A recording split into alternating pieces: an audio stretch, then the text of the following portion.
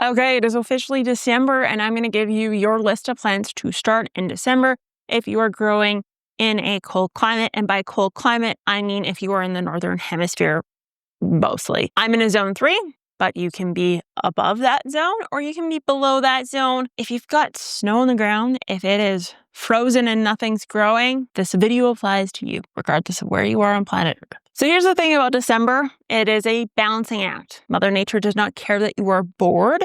However, if you start some seeds now, it can be hugely beneficial depending on what your goals are. So let's go through these. Do not feel obligated to start any of these seeds. You have lots of time to wait unless I say otherwise. And I will always repeat seeds that can be started in months after. And I will give you a warning if it is the last possible moment to actually start these seeds. I'll do it the exact same way I did it last year. Obviously, I'm going to throw in some new seeds that are out there. And yeah, so let's get into it. Onions, leeks, and shallots, I think, are probably number 1. These I do think you should start mid-December.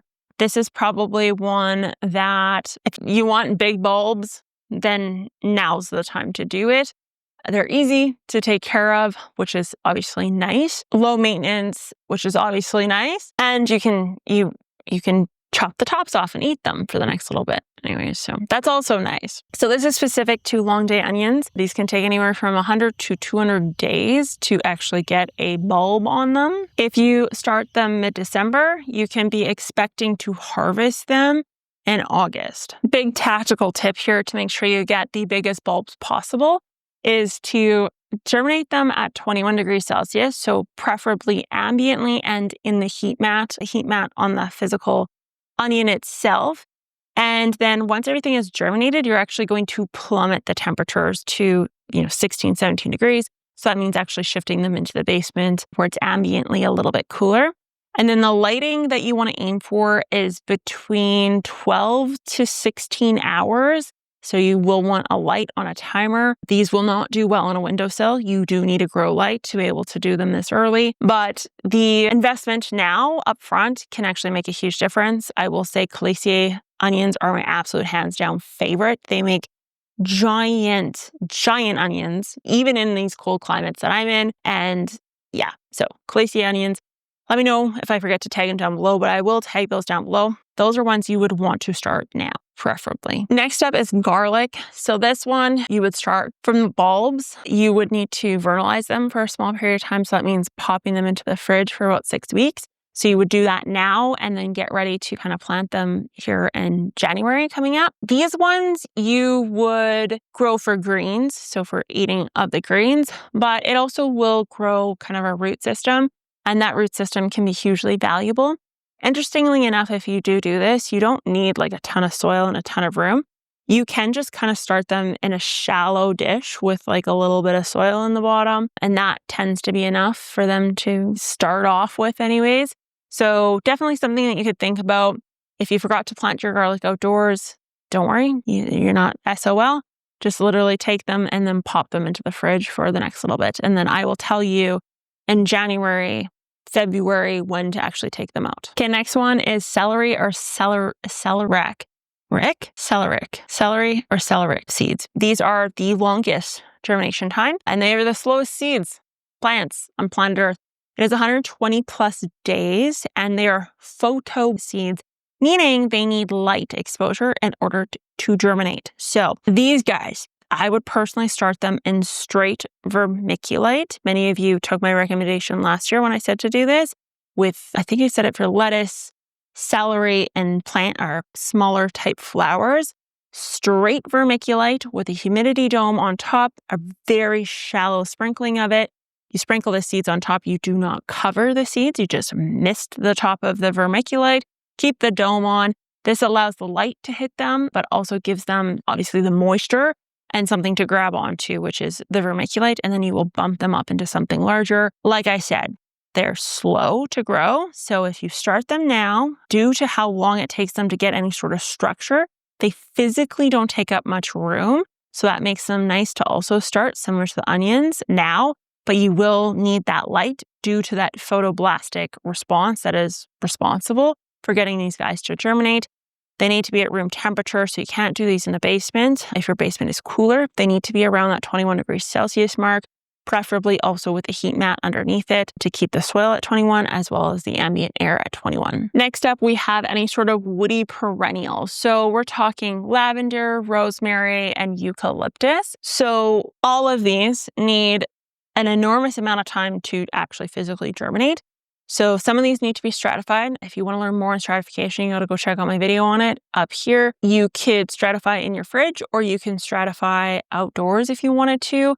Sometimes the seed packages will say stratification not required, meaning they've already done it for you. They've already put it in a fridge or a freezer somewhere, the temperature it needs to be at, and now what you physically have as a product, that hard part's already done. The thing here is that you're going to germinate them on heat mats, and you want to make sure you have a really good set of grow lights because these guys need bright, direct light in order to grow properly. If you have cheap lights, just skip it. Just don't do these guys because they get leggy and gross, and they just don't turn out to be a nice plant whatsoever. You want a heat mat, and they will take 6 to 8 weeks to germinate. Literally, they take forever to germinate. This one, I would also do the vermiculite route with the misting, heat mat, and a dome. And like I said, you start them now here in December, you physically will not have much of a plant until March or April when you're literally starting the rest of your plants. So while it seems you're thinking to yourself, wow, I'm going to have like a house full of plants, you're not. All these seeds are so slow, these seedlings are so slow at growing that physically you don't need much room in your home. Light-wise, you probably don't need much for light. It's just these take a long time to germinate, or they take a really long time to transition from seedling stage into like a physical plant. Okay, so next up is the plants that need the false winter. I spoke about these last year, and so I'll speak about them again this year. Not all of them are started in December. Some of them are started in December. And what a false winter is means that we're going to start the seeds indoors. We're going to get them growing, and they grow relatively vigorously. And then we're going to put them in a position where their temperature drops to like 10 degrees Celsius.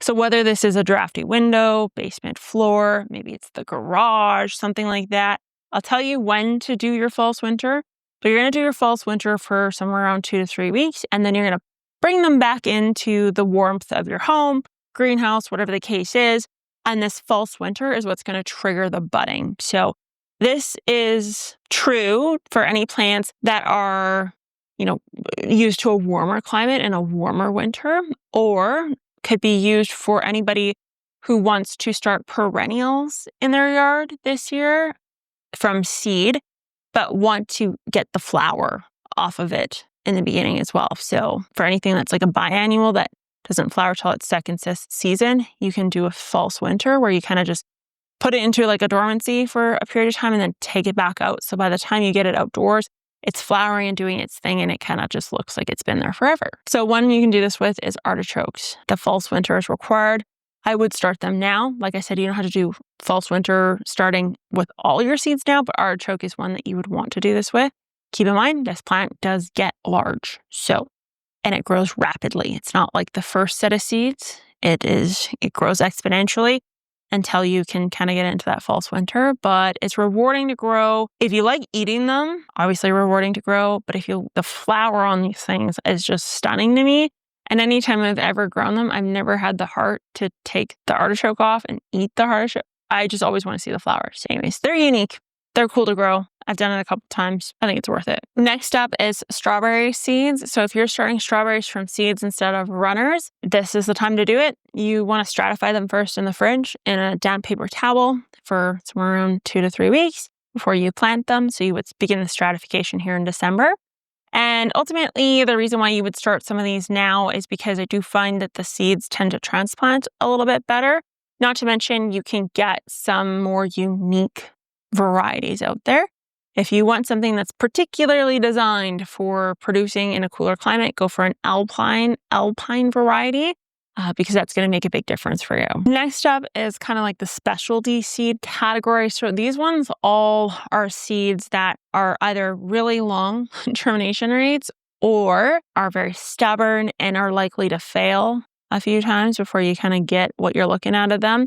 So this can include echinacea, any sort of succulent or cacti, seeds. We've got carnivorous plants out there as well, hellebore, certain types of milkweeds, that sort of thing. This is the time to start them. This gives you enough time where if it doesn't work out, you can start a new batch and still be okay. And if you do get them on the first try, then you just have to be able to manage them in your space. I will also say, if you're a first-time gardener, this is the first time you've ever thought of starting seeds, hi, welcome, hello. The Geek Crew is the folks in the comment section.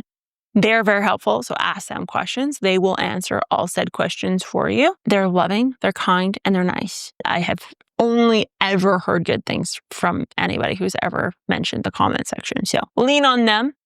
But what I will say is now's the time to experiment, to see what you're capable of doing. So go buy some cheap seeds. Doesn't matter from what. You can literally go to the grocery store and go to like the dry goods section and just grab some pea seeds or whatever the case is for cheap.